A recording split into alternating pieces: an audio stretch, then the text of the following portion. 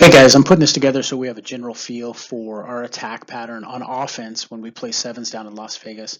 This will be reviewed to some of you who went with us to Utah last summer. A few things that we need to be aware of. Essentially, when we're talking about the ball carrier, we're also going to refer to that player as an attacker. The next two players away from the ball carrier or the attacker are called transition players. If our ball carrier is tackled, we want our first receiver and second receiver to make passes. We've got to start clearing the ball away from our tackle situations. We did not do a great job of that last summer, and we found ourselves stuck in a lot of tackle situations when it wasn't advantageous to us. So if you're a transition player, if you're the first receiver or the second receiver, and you want to have a run with the ball, you need to pass that ball and then loop.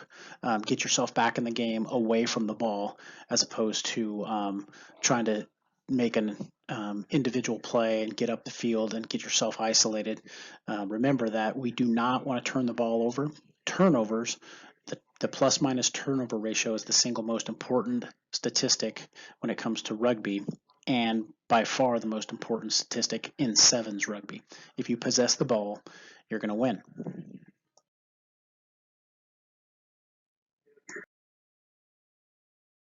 So we're going to move the ball across the field. We're going to attack outside the 15-meter lines. In our offensive attack, we typically put some of our bigger, more physical players on the edges. So a Charlie Hastrider, a Sean Mendiola, those are kinds of players that we want to consume tacklers. A Tanner Russell that makes it hard for the defense to defend from edge to edge. They typically will put smaller players on the edge. We're going to mismatch them with bigger folks that can play rugby.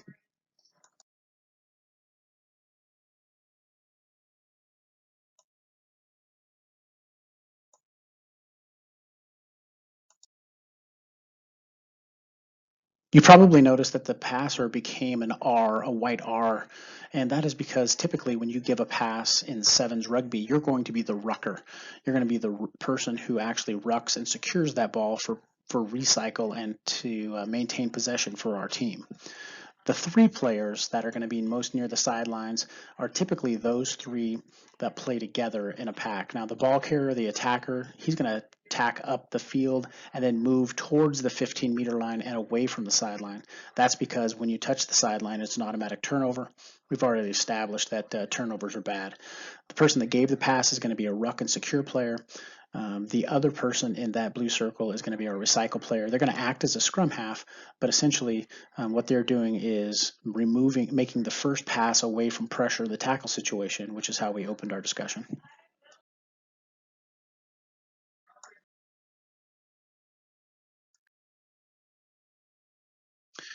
In this scenario, you're going to have to recognize that players away from the ball, as the ball moves away from them, they are still in the game. So even though they're not in that three-man team that's going to be a part of the tackle situation to re-win the ball, they've got to realign and space the field so that the defense has to cover the entire field and not just the small space, which is essentially just half the field where those four players are standing right now. Also, we've got to make some connection to where the tackle situation is so that we can have manageable passes and we don't have to make one 35-meter pass and then a bunch of 5-meter passes.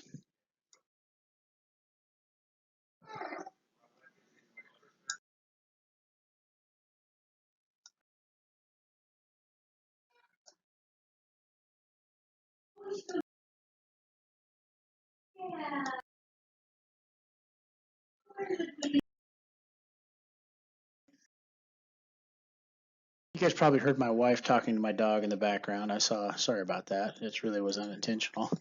Um, the ball at this point has been moved outside the other 15-meter line. We've had a ruck and secure there. We're about to recycle. So I think you guys see the pattern from side to side, what our basic attack pattern is. We call that wide, wide. Basically, we are attacking wide outside the 15-meter line, wide outside the other 15-meter line. Our next attack pattern is really one that we will put into place if we believe that attacking the middle of the field or inside the 15-meter lines is the most advantageous way to attack the opposition. If we're matching a team that places their bigger, more physical players on the edge, as we choose to do, then oftentimes running some of our bigger, more physical players at the smaller players in the middle of the field will set some of our more skilled, fleet of foot athletes free in that space. So what we do, we call this a wide and inside or attack two.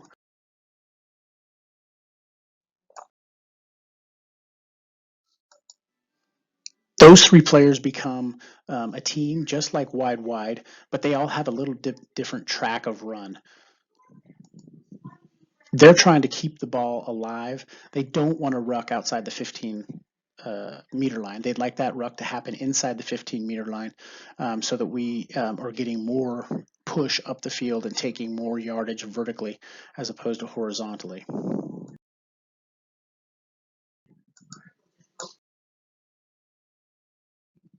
So as the ball moves to the edge, the outside player is not going to run and try to take space and get into the contact situation and consume tacklers.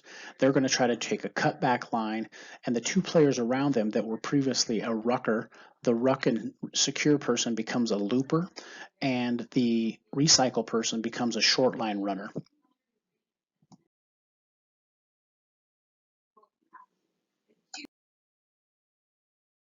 Most often we'll give that ball to the short line runner, but recognize that if the defense collapses down, that looper is going to find himself in a lot of space, and we can also give that pass out to the looper who will tack up the field.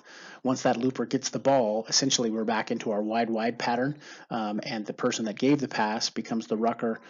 The person who's currently the short line labeled person, if they don't get the pass, they become the recycle player. In this scenario, though, they are getting the ball, and they're going to push directly up the field. They're going to try to beat the defense. And again, the person that gave the pass becomes the ruck and secure person. You probably noticed that the person that was the looper now becomes the recycle player.